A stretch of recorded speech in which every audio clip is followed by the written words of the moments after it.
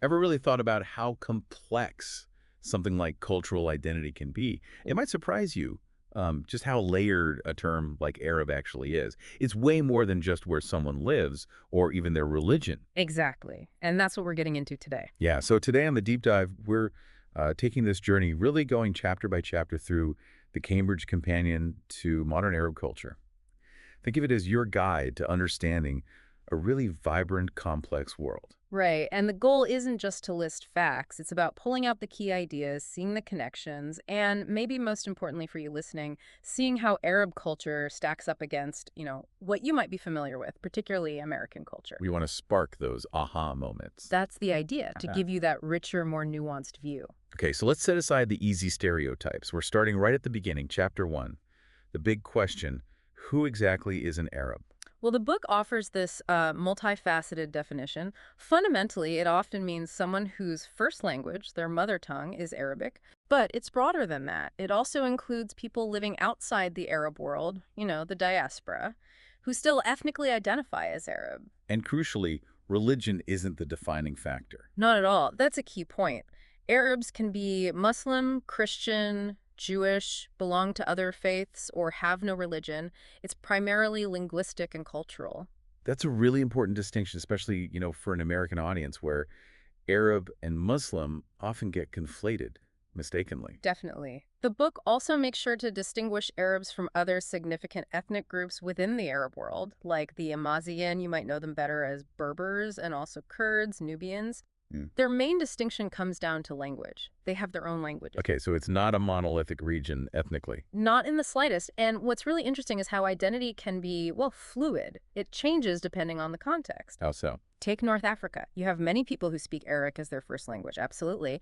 But they also have deep historical roots connecting them to the Amazigh. So some might primarily identify as Arab, others might emphasize their Amazigh heritage or see themselves as both. Okay, and it varies elsewhere too. Yeah, in countries with really ancient histories like Egypt, Iraq, Lebanon, Syria, people there might strongly identify first as Egyptian or Iraqi, Lebanese, Syrian. The Arab identity might come forward more in, say, broader cultural discussions or political contexts. Ah, so it sounds less like a fixed label and more like layers of identity. A Yeah. bit like how someone here might identify as, say, Texan and American and maybe Irish American, depending on the conversation. That's a great analogy. It's very similar. And this constant interplay, this negotiation between language, ethnicity, national identity, that's a really dynamic and central part of modern Arab culture. Fascinating. Okay, let's move to chapter 2. The book argues pretty strongly that you can't understand the modern Middle East without looking at the impact of, well, outside forces. Absolutely crucial. It wasn't shaped in isolation. The chapter really kicks off with Napoleon's invasion of Egypt and Syria near the end of the 18th century. Right. And the French motivations were, strategic securing trade, blocking British access to India. But even though the occupation itself wasn't that long, It stirred things up, exactly, it inadvertently set completely new political dynamics in motion. and that leads into the story of Muhammad Ali, who, interestingly, wasn't Egyptian himself. Right, he was Albanian, Yeah. became governor of Egypt, and really pushed this ambitious modernization program, What was his focus? primarily military strength and economic infrastructure, Yeah. building a modern state, essentially. But a key part of his strategy was sending student missions to Europe. Okay, to learn what? Just military stuff. Oh, much more than that. Yes, military tactics, engineering, sure. But they were also soaking up new ideas about how societies were organized, new technologies, different views on culture, education, the whole package. And this is where it starts to have a bigger cultural impact. Precisely. You see the government starting to sponsor translations of European books, newspapers start appearing, they even brought European professors over to teach in new secular government schools. So Egypt was becoming much more autonomous, even while technically part of the Ottoman Empire. Yes, gaining significant independence and power, to the point where some European powers started seeing it as, well, an economic threat. So if we're drawing contrasts for, someone listening in the U.S., this period is really different from 19th century American development, isn't it? Very different. While the U.S. was focused on internal expansion, immigration, building its own institutions largely without direct, prolonged foreign occupation, reshaping things at that core level, Egypt, under Muhammad Ali, was undergoing this intense modernization driven partly by external models and pressures. It laid groundwork for huge cultural shifts later on. That makes sense. Which brings us neatly to Chapter 3, and this idea of a fragmented landscape emerging from colonialism. The maps the book uses must really show this transformation. Oh, they're striking. You look at a map before widespread European colonization, and it's mostly the Ottoman Empire covering the Arab regions. Fast forward to, say, 1920, and it's almost entirely carved up into European colonial territories, mostly British and French mandates. And then today we have, what, around 20 different nation states? Roughly, yes. Plus the stateless Palestinians, which is a direct outcome of this history. The book goes into specific examples, right? Like Yep. the mandates. It does. Palestine under British control, Syria and Lebanon under the French, which actually led to Lebanon being carved out as a separate entity, Iraq, also a British mandate where they set up a monarchy. And Saudi Arabia. A bit different there. British support for the Arab revolt against the Ottomans helped Ibn Saud consolidate his power and eventually unify most of the peninsula. Yemen had its own complex history with British occupation in the south. In the Gulf states. Kuwait, Bahrain, Qatar, the UAE. Mostly British protectorates, transitioning to independence at different times. Oman is unique, having largely avoided direct European control, though Britain certainly had influence. The legacy of all this carving up, it's still incredibly relevant today, isn't it? The borders, how certain groups were favored, the impact on national identity. Absolutely fundamental. If you want to understand the political realities, the identities, the conflicts even in the modern Arab world, you have to grasp this colonial legacy. It's a key difference from, say, the American Revolution, which was more of a unified break leading to one large nation, versus this externally influenced fragmentation in the Arab world. Okay, so Chapter 4 moves into the post-independence period. We see the rise of Arab nationalism in the 50s and 60s.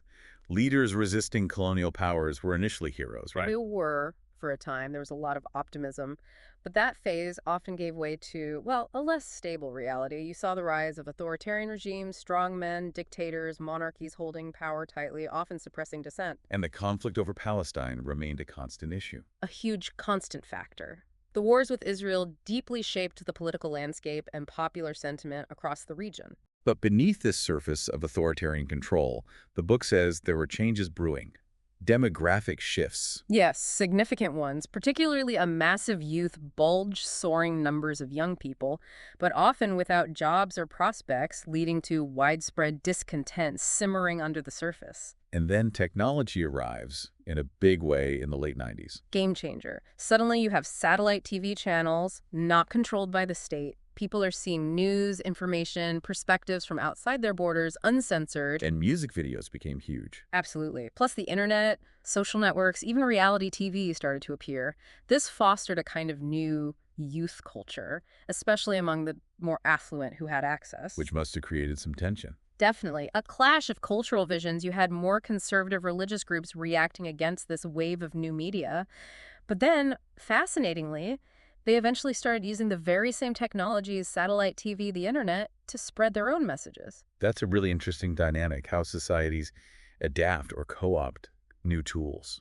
It really is. And again, thinking about the contrast with the U.S. during similar periods, the level of state control over information was generally much lower here. So the cultural shifts driven by media unfolded differently within different social constraints. Okay, let's shift gears to Chapter 5, language. This sounds incredibly complex. It's not just one Arabic. Not at all. The chapter really dives into this complexity. It goes way beyond just formal versus informal. You have Modern Standard Arabic, or MSA, that's the formal version used in writing, education, news broadcasts, formal speeches. The kind you learn in school if you study Arabic. Exactly. But then you have the spoken dialects. And these can vary massively from region to region. The book gives examples Iraqi, Levantine, Egyptian, Moroccan Arabic, and simple phrases can sound completely different. So someone from Morocco might genuinely struggle to follow a casual chat in Iraq. They might, yes, or at least find it takes some getting used to. This situation, with a high formal variety and multiple low spoken varieties existing together, has a linguistic term, diglossia. Diglossia, okay. Yeah, it's a known concept. But the book argues the reality in Arabic is even more complex than that simple binary suggests. It's more like a spectrum. People mix registers all the time. So using purely formal Arabic in everyday conversation would sound weird. Very unnatural, quite stilted. Speakers constantly blend formal vocabulary or grammar with their local spoken dialect. It's how you connect, how you express nuances. And these choices, how formal or informal you are, which dialectal features you use, can say a lot about your background, your region, even your social standing or religious identity. Right, like choosing specific words or pronunciations. Exactly. You hear about educated spoken Arabic, it's this blend. And colonialism added another layer, didn't it? French and English words popping up everywhere. Like merci in Egypt or hi and bonjour in Lebanon. Precisely. Or ça va in North Africa. Mixing languages like this, especially among younger, urban, more affluent groups, can signal certain social identity, a connection to modernity, maybe. You even see things like Arabizi, that mix of Arabic and English in places like Jordan, Egypt, the Gulf. Is there a downside? A feeling that sticking only to Arabic is somehow less modern. There can be that perception, yeah. Knowing English or French often opens more doors economically, tourism, international business.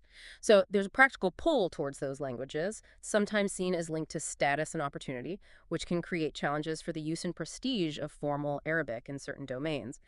It's quite a different linguistic landscape compared to the US, where English is so dominant and attitudes towards bilingualism and language status play out differently. Let's move into chapter 6 then, looking at ethnic and religious minorities. It's a much more diverse picture than often portrayed, isn't So, it? absolutely. The Arab world has significant minority communities.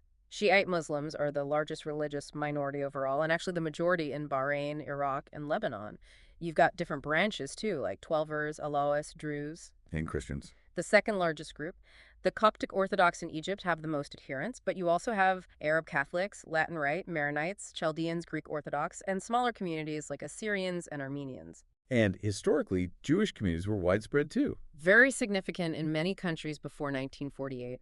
Most emigrated, primarily to Israel, but small communities remain, notably in Morocco. And there are other smaller religious groups, too. And these minorities weren't just passive bystanders in history, were they? Far from it.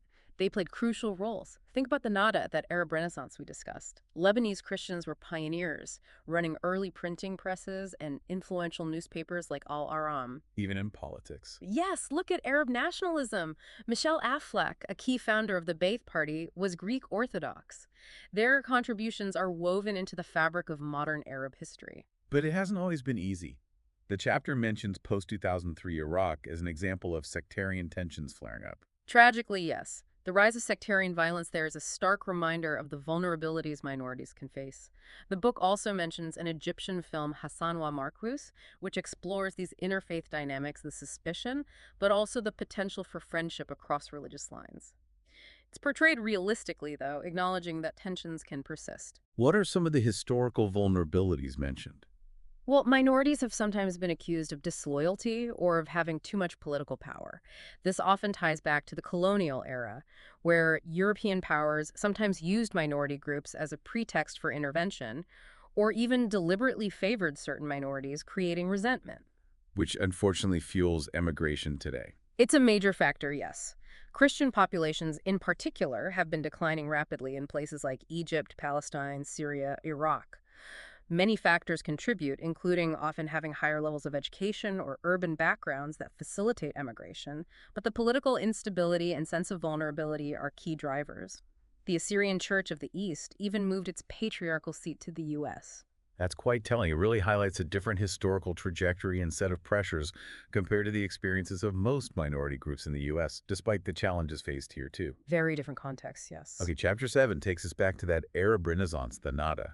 This sounds like a pivotal period of intellectual change. Hugely important. It was this flowering of intellectual and cultural activity in the 19th and early 20th centuries.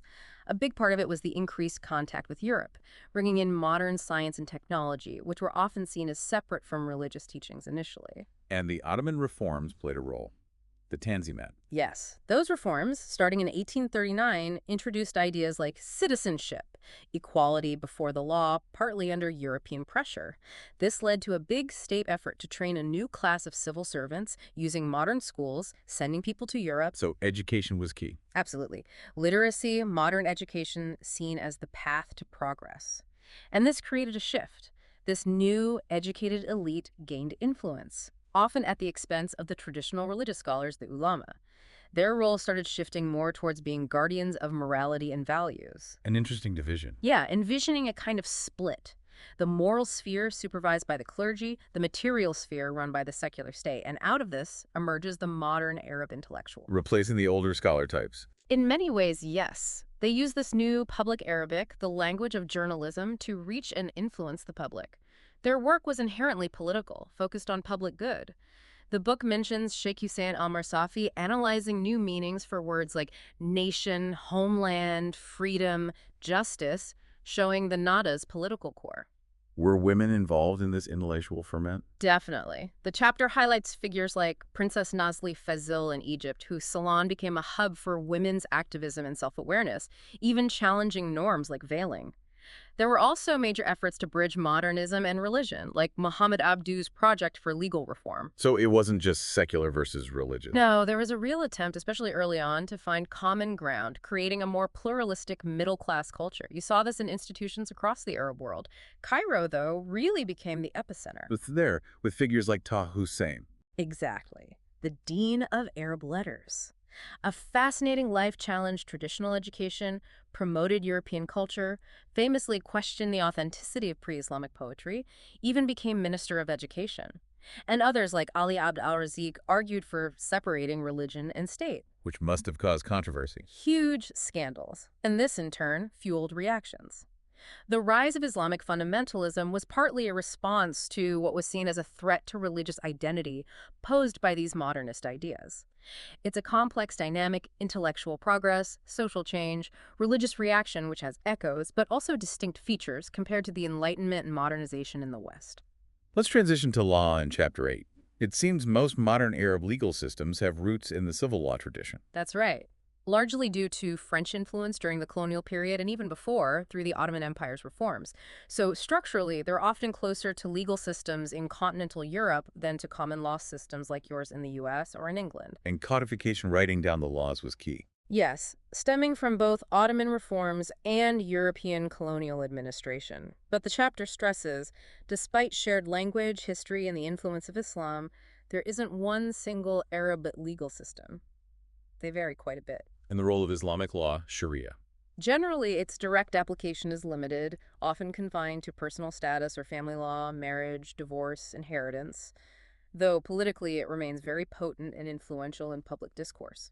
Are there exceptions where Sharia plays a bigger role? Saudi Arabia is the main one, claiming its entire system is based on Islamic law, although practically it still uses modern legislative methods. Oman, until recently, also made similar claims. The Ottoman Missal from 1876 is interesting here. It codified parts of Islamic law, Hanafi school, but used a structure inspired by the Napoleonic Code. It had a huge, lasting impact across the region. Can you give an example of a typical court structure? Egypt is a good example. You have national courts for civil and criminal cases, courts of appeal, a Supreme Court, Court of Cassation, and administrative courts, Council of State. It's a multi-layered system. And judges often have an investigative role in crimes, similar to France's system. What about constitutions? Many mention Islam as the state religion, right?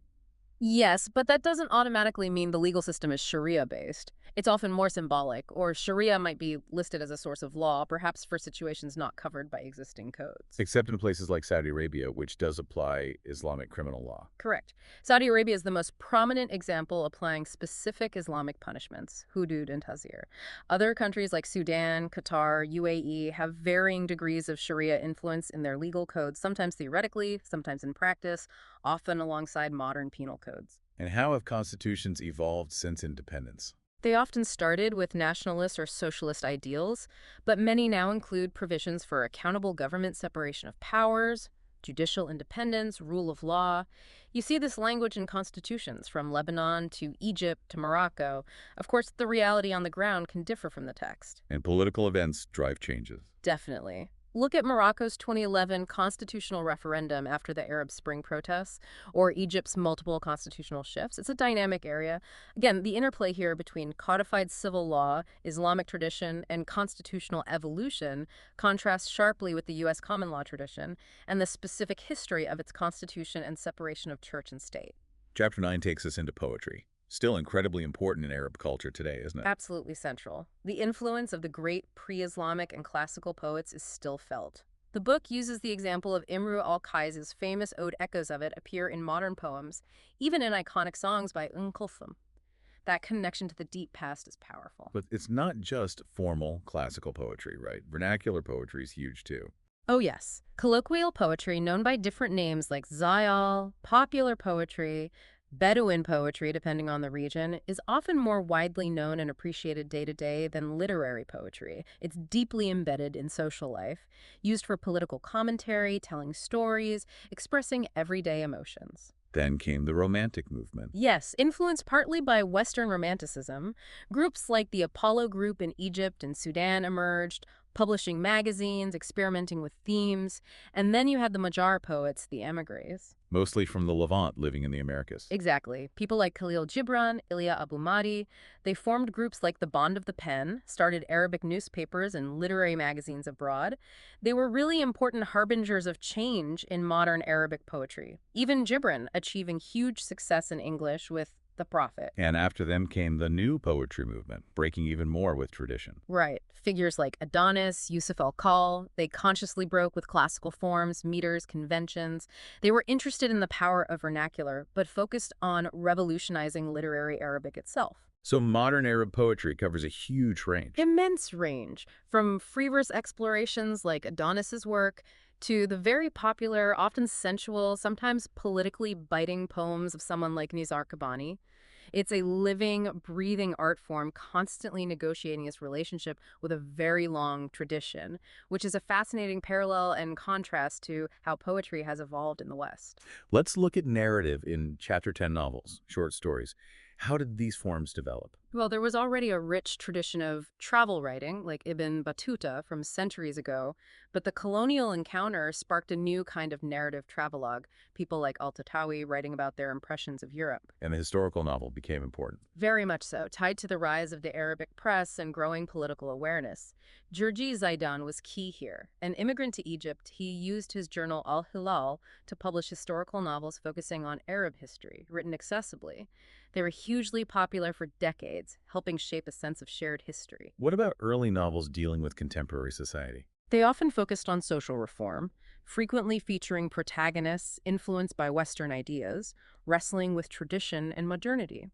You had pioneers across the Arab world, Taha Hussein again, Tawfiq al-Hakim in Egypt, and many others. Their novels often carried clear social or political messages. Then came the rural novel, a different focus. Yes, particularly after national revolutions in Egypt, Iraq, Algeria, it offered a counterpoint to the often urban, Western-influenced intellectual protagonist. Abd al-Rahman al-Sharqawi's The Land is a classic celebrating peasant life, its dignity and struggles. Did these rural novels stay focused just on village life? Not always. Later ones, from the late 60s onwards, became more politically charged, exploring how national politics impacted the countryside, sometimes critiquing the post-revolutionary regimes. Women writers also brought new dimensions, exploring female social and psychological landscapes like Raja Alim. And the Palestinian experience? That became a major theme in narrative, with writers like Helen Barakat capturing the trauma of war and displacement, focusing on individual experiences within the larger collective tragedy. And the short story form really took off as a space for innovation, especially after the 1967 war, with journals like Gallery in Cairo showcasing experimental writers. It's a rich literary history developing alongside, and sometimes in dialogue with, Western narrative traditions. Chapter 11, let's talk music. Another area of incredible diversity, I imagine. Definitely. Early modern music saw influences from Ottoman Turkish styles mixing with new Arabic song forms. Musical theater and recorded music starting in the early 20th century were huge drivers of change. Performance groups evolved too, from the small traditional tat ensemble to the larger furqa incorporating Western instruments. And the Kulthum looms large here. Immense figure. Her career spanned decades. She innovated within traditional forms, collaborated with top poets and composers, and achieved unparalleled popularity across the entire Arab world. She defined an era. Was there also formal music education? Yes, conservatories were established, teaching both Western classical music and developing formal theories for Arab music, often using Western notation. Then came the modern pop music explosion. Fueled by satellite TV and music video. Exactly. Artists like Hakim became stars, singing in colloquial Arabic, often touching on social themes, youth frustration, generational clashes. The visual element became dominant, leading to debates about image versus vocal talent. Like the contrasting styles of Haifa Wabi and Nancy Edram mentioned. Right, negotiating that visual presence. But pop could also be socially conscious. Mohammed Iskandar's operating room tackled corruption, poverty, sectarianism head on. It showed music as activism. So the range is vast. From classical suites rooted in the 19th century to 21st century pop, religious chanting, incredibly diverse regional folk music, the lines we draw in the West between art, folk, pop, religious music often get blurred. A song like Sidi Mansour can be a regional religious folk tune and an international pop hit. It's a really dynamic scene, constantly blending influences, much like music in the US, but with its own unique history and trajectories. Okay, let's lighten the mood slightly with Chapter 12, humor. Seems like it's a big deal in Arab culture. Hugely important. Egyptians are famous for exporting jokes. It's often seen as a vital coping mechanism, especially in tough times. What kinds of jokes does the book cover? Familiar categories you'd find elsewhere: political jokes, jokes about current events, ethnic or regional groups, minorities, sex jokes, the stupid people genre. Sure. While you have local targets: Hamsis in Syria, Saidis in Egypt, Libyans in Tunisia, Kurds in Iraq, and so on. Same with stingy people jokes. Scots in English humor, Dematis in Egypt, Susis in Morocco. It's about playing on stereotypes, often linked to regional or social divides. The Saidi jokes in Egypt sound like a major category. They are, reflecting that historical cultural divide between upper southern Egypt, the Said, and lower northern Egypt, often tied to the South's marginalization. Jokes often focus on their dialect or perceived naivety. Language and dialect jokes seem common then. Very. Also, jokes targeting specific social types, like the Fafi jokes in Egypt about effeminate upper-class speech patterns. Verbal wit is highly prized: clever puns, rhymes, spontaneous retorts. And recurring characters, like Juha. Yes. Juha is found across the Arab world: the wise fool, the trickster. Lebanon has its own specific character, Abu Abed, a similar simpleton figure. And comedy thrives in entertainment theater, radio, film. Egypt had a golden age of radio comedy, with shows like Sa'ali al-Bak creating iconic characters. What about political satire? Very much alive, though often navigating censorship. Bassem Youssef's show in Egypt during the Arab Spring, inspired by Jon Stewart, was huge for a while. There's a strong tradition, sometimes influenced by French satire too, in North Africa and the Levant. While many joke themes are universal, each country also has its own distinct flavors and targets. It's a rich reflection of society, much like humor here. Chapter 13 brings us to folklore, oral traditions, tales, vernacular culture. And again, poetry is central here, but in its oral forms. Short, poignant Bedouin lyrics like the Gnawa, women's urban poetry like the Algerian Hafi expressing desires and frustrations, and long epic narratives like the Sirat Bani Hilal telling tales of heroes and tribes, often performed orally. Even greetings can be folklore. Yes, often quite poetic, using nature imagery. And the standard Islamic greeting, Assalamu alaikum, has deep roots and significance. Oral storytelling, folk tales are widespread too. The book cautions, though, against reducing Arab folktales just to the Thousand and One Nights, which itself has complex origins and European influences. What about tangible folklore, like architecture? Vernacular architecture is incredibly diverse, using local materials. The example given is a traditional Nile Delta house sun-dried brick, specific layout. And hospitality that's a core cultural value, deeply ingrained with pre-Islamic roots reinforced by Islamic teachings, the idea of the guest being sacred. These traditions offer fascinating comparisons to American folklore, regional building styles, and cultural values. Moving to Chapter 14, food. Always a great topic. But defining Arab cuisine sounds tricky. Very tricky. Huge regional variety, plus influences from centuries of interaction: Persian, Turkish, Amazigh, Mediterranean, Indian Ocean trade routes, and differences between city and countryside food, rich and poor, plus the modern impact of globalized food industries. Food is personal, right? Tied to memory and identity. Deeply. Our food isn't abstract. It's how your family prepares lamb, the specific blend of za'atar, whether you put garlic and stuffed grape leaves, how you make coffee. These small things carry identity. What about historical influences? Abbasid Baghdad was a culinary center, influencing Cairo later. Trade brought new crops. Medieval Cairo had staples like flatbreads, vegetables, pulses, but also elaborate elite dishes documented in cookbooks and vibrant street food scenes. The Ottomans brought things like stuffed vegetables and coffee houses to Egypt. And the regional variations today. So distinct. The Levant, Syria, Lebanon, Palestine, Jordan, with its meze, kibbeh, mansaf. North Africa, Egypt to Morocco, with tagines, couscous varying hugely by country. Spices like preserved lemon. The Arabian Peninsula and Gulf have Bedouin roots, dairy, dates, bread, but also influences from pilgrimage and trade now rapidly evolving with urbanization. And religious dietary laws, halal and haram. Yes, the Quranic code is important for many Muslims. It defines permitted halal foods generally, wholesome things from the land and sea, excluding pork, carrion, blood, improperly slaughtered meat, and intoxicants, traditionally wine, khamr, though interpretation varies. Specific slaughtering practices are required for meat to be halal. Food is also key for celebrations. Absolutely. Special dishes mark holidays like Eid al-Adha, Feast of Sacrifice, and Eid al-Fitr, breaking the Ramadan fast, specific sweets like kleicha or mamul.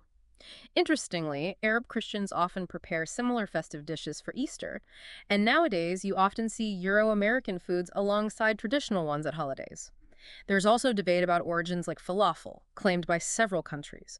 It's a constantly evolving, incredibly rich culinary world, much like America's diverse food scene shaped by immigration, but with its own ancient roots and specific cultural contexts. Finally, Chapter 15 looks at migration and the diaspora, people moving across borders, connecting cultures. This has happened in waves over centuries. Yemeni merchants spread across the Indian Ocean long ago. Then the big wave of Levantine emigration, mostly Christians, to North and South America starting in the late 19th century. And more recently, The displacement of Palestinians after 1948 and 1967 is a huge part of the diaspora story. Migration of Arab Jews, mostly to Israel, Lebanese emigration during their civil war and later conflicts. Significant numbers of Lebanese and Palestinians now live outside their homelands. and these communities contribute culturally. Immensely. We mentioned the Madhra poets earlier.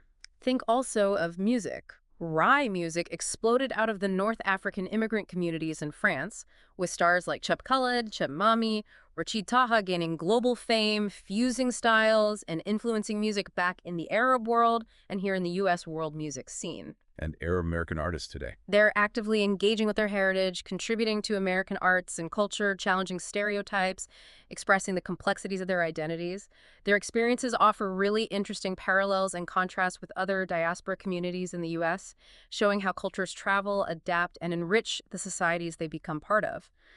So wrapping up this deep dive, we've really journeyed through this incredibly diverse cultural landscape. We've seen the depth of history, the complexity of identity, the constant dance between tradition and modernity, the impact of outside forces, and the sheer vibrancy of artistic expression in daily life. Yeah, it's been fascinating. Language, history, law, art, food, humor, so many facets. And hopefully for you listening, highlighting some of those contrasts and connections, especially with American culture, has sparked some of those aha moments we aimed for. We hope so, giving you that richer, more nuanced understanding beyond the headlines or stereotypes. Absolutely. So here's a final thought to leave you with. Think back on any assumptions you might have held about Arab culture before we started. How has this journey through the different facets, maybe the fluidity of identity, the specific historical impacts, the role of minorities, the sheer diversity within the region challenged or changed your perspective? Perhaps one area particularly struck you. Consider how all these forces, history, culture, individual lives, continue to shape this dynamic part of the world. Thanks for joining us on this deep dive.